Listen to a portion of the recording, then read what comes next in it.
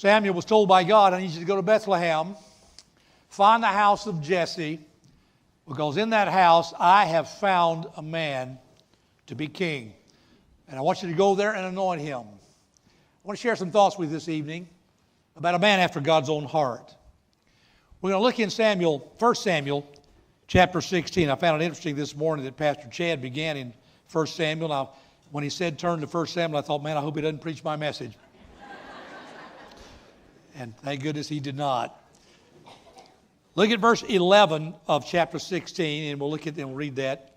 Follow along with me while I read. Samuel said to Jesse, Are here all thy children? He said, There remaineth yet the youngest, and behold, he keepeth the sheep. Samuel said unto Jesse, Send and fetch him. Will not sit down till he come hither. And he sent and brought him in. Now he was ruddy, and withal a beautiful countenance, and goodly to look to. And the Lord said, Arise, anoint him, for this is he. Then Samuel took the horn of oil, anointed him in the midst of his brethren, and the Spirit of the Lord came upon David from that day forward. So Samuel rose up and went to Ramah. We read this in chapter 16, and we think, okay, that's when God saw David, but that's not true. God had seen David a long time before.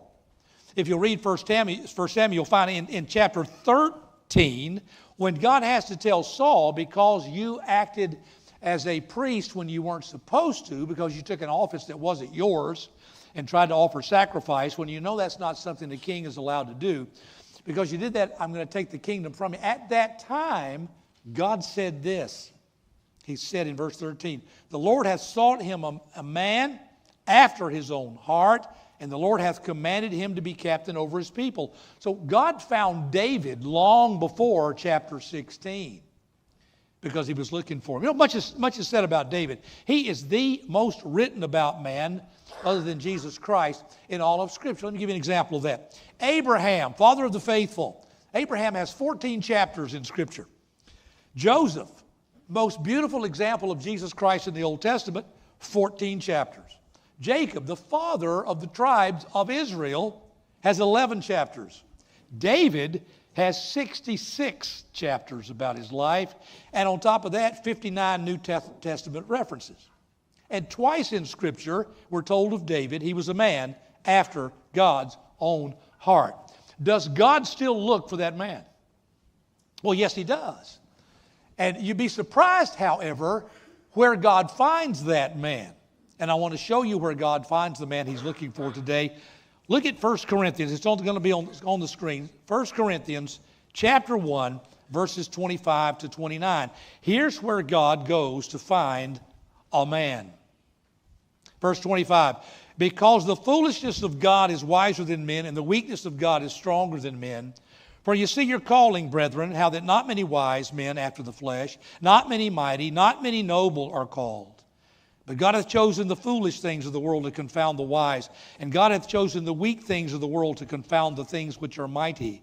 And base things of the world, and things which are despised hath God chosen. Yea, and the things which are not, to bring to naught things that are.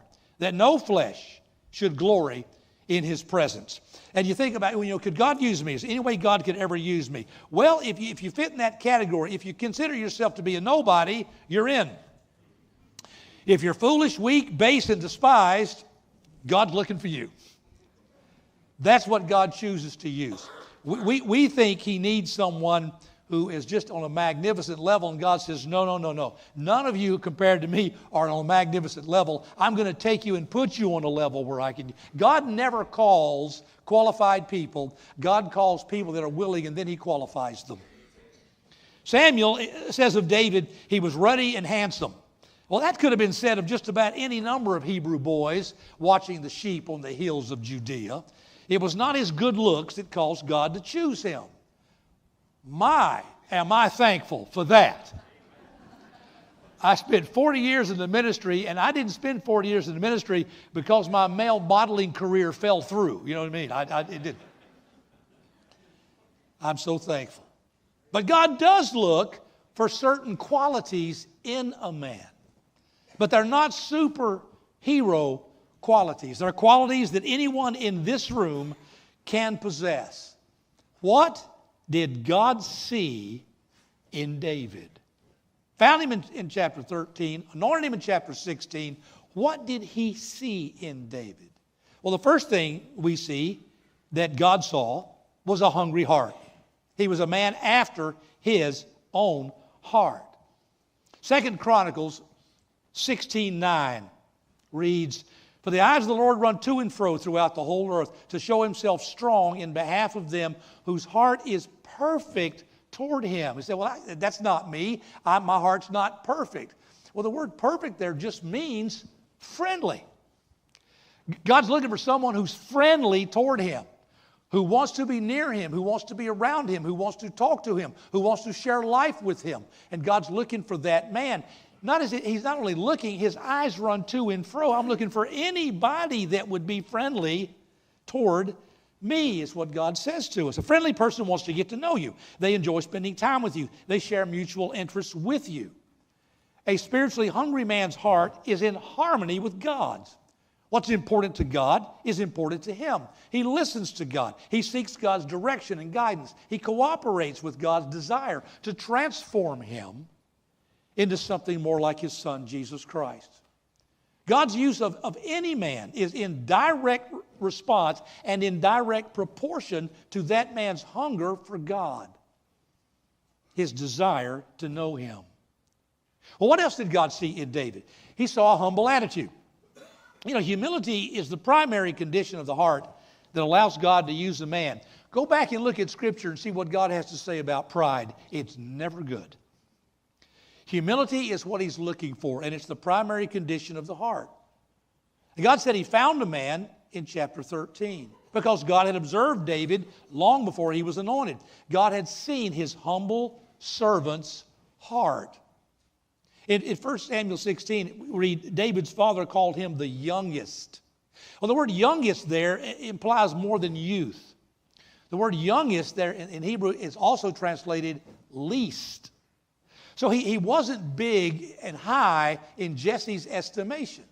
He had big, strong, powerful sons. We saw that in the narrative. If you go back and read it, several sons came by, tall guys, broad shoulders, and Samuel even said to himself, surely this is him.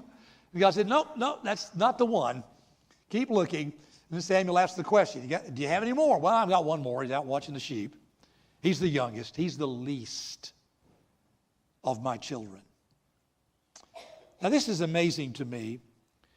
When Samuel, who was a great prophet of Israel, would come in villages, he may pronounce judgment on that village because of things they had not done properly. So when Samuel showed up, it wasn't always good news. And people were almost afraid of him because of the power he had with God. And so was Jesse. When Samuel showed up, he was afraid. And Samuel said he's going to be afraid. So God said, I'll tell you what you do. Take a heifer with you. So when you get there, you can offer a sacrifice, and he'll know you're there just to sacrifice with his family. In other words, the heifer would have been a sign of peace and good news. In fact, Samuel tells them that he came in peace. So to have the prophet come and offer a heifer and do a sacrifice with you and your family, what an honor. But Jesse did not even ask David to come. He left him out there with the sheep. He wasn't even invited to the ceremony of sacrifice. But God saw David. Psalm 78:70 reads, he chose David and took him from the sheepfolds. God was looking for a servant who was humble. When you have a humble heart, you are a servant. Let the words of David tell us in his own words about his humility. Psalm 51:16 and 17. For thou desirest not sacrifice, else would I give it. Thou desirest not in burnt offering. The sacrifices of God are a broken spirit, a broken and a contrite heart, O God, thou wilt not despise. Now, how could David write that? If David had not been the man with a broken spirit, a broken and contrite heart, and knew that God wouldn't despise that. It's not on the screen, but Luke 22:26 says this, he that is greatest among you, let him be as the younger. Jesus said that, and the word younger there, it means least. And he that is chief, as he that doth serve. God doesn't look at men and say, I think you have leadership ability. We do that.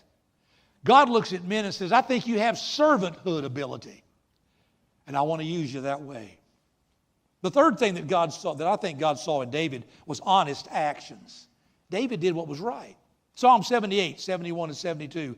From following the ewes great with young, he brought him to feed Jacob his people, and Israel his inheritance.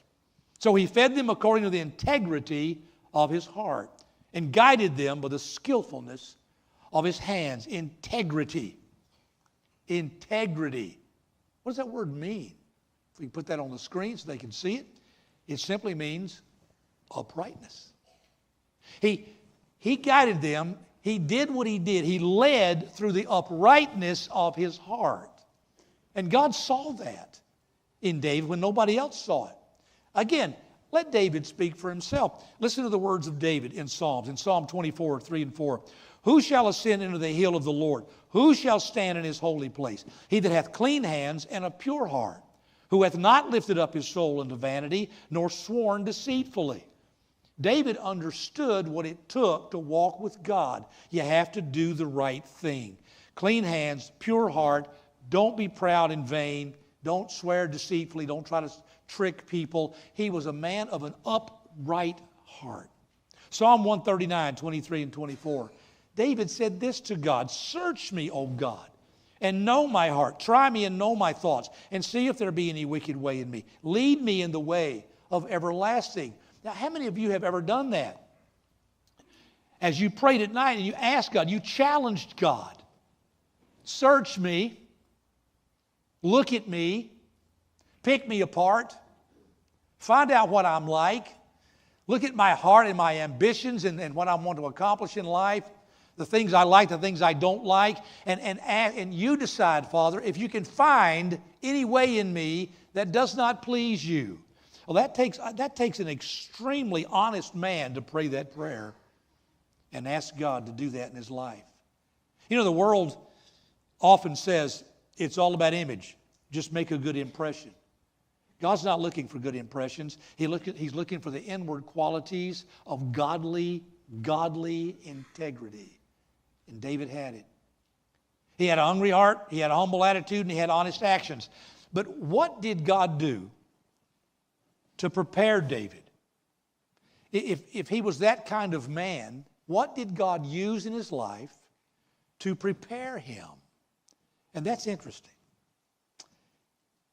He used solitude. David needed to learn important lessons privately before he could be trusted with responsibilities publicly. Quiet moments nurture the heart, and God will use the man who has learned to seek Him and cherish time alone with Him. In the first Psalm, verse 2, David describes the blessed man, the blessed man. Blessed is the man. And he says this in verse 2. He says, his delight is in the law of the Lord, and in His law doth he meditate day and night. And meditate means to ponder. Well, you can't ponder with all the noise in your life and the busyness in your life and the 1,000 things you have to do every day. There has to be a time in your life when you get alone and ponder and think about God. We have to have solitude in our life. He was alone, watching the sheep in the rain, the cold, the wind, and the burning sun. And out there by himself is where David learned to be a leader. David spent time alone with God. It would help all of us.